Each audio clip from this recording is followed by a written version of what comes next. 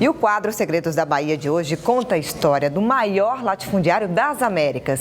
Garcia Dávila viveu em um castelo aqui na Bahia. Essa construção medieval ainda está de pé e fica bem próxima do mar.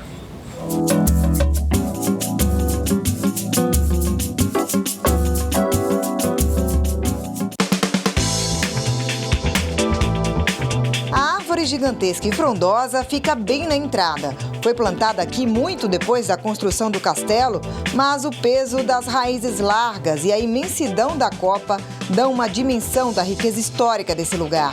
O Castelo Garcia Dávila foi construído em 1551. Pertenceu ao maior latifundiário das Américas. Garcia de Souza Dávila foi dono de 800 mil hectares de terra entre a Bahia e o estado do Maranhão. 10 gerações da família viveram nesse castelo entre os anos de 1551 e 1835. A construção imponente serviu de defesa contra a invasão dos holandeses. Com a independência do Brasil, a família Dávila perdeu os direitos sobre as terras e se mudou para o Rio de Janeiro. Por muitos anos, o castelo ficou abandonado e acabou depredado por nativos da época. A construção começou pela capela. A cruz bem na frente é uma característica das igrejas franciscanas. Aqui dentro da capela, as imagens de São Francisco e Santo Antônio são originais dos séculos 16 e 18. Uma curiosidade é que quando os restauradores entraram aqui para começar a fazer o trabalho de conservação, restauração da capela, eles fizeram um trabalho de descamação das paredes para tentar descobrir as cores originais. E aí descobriram também outras coisas, como por exemplo, esses desenhos, rabiscos, escritos nas paredes, alguns até do ano de 1903. E essas pichações são de vândalos. Foi na época que a casa foi abandonada, né? Então os nativos e pessoas que vinham conhecer o castelo chegavam aqui, achavam bonito e colocavam sua data para demarcar, né? Então hoje, como é uma data histórica, né, que ela é de 1903, então quando foi criado o Instituto do Patrimônio Histórico em 1937, quer dizer, já existia 35 anos. Somos no século 21, 2017, então tem mais de 100 anos. Aí é uma coisa que não pode ser mais retirada.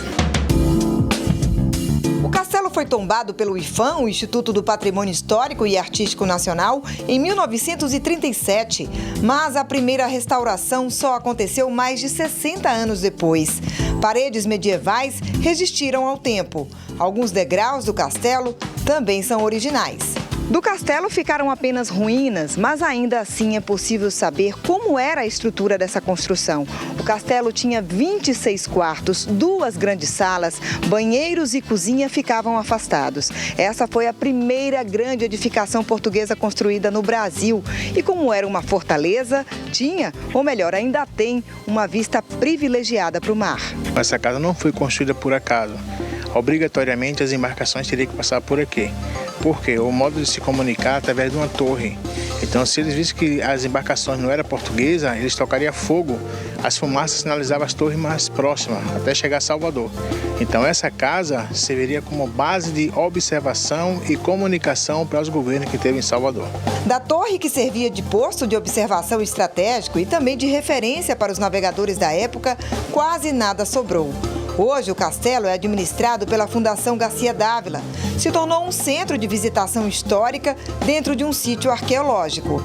Os costumes dos primeiros colonizadores do Brasil, heranças culturais e religiosas, estão por trás dessas paredes de pedras que sobrevivem ao tempo.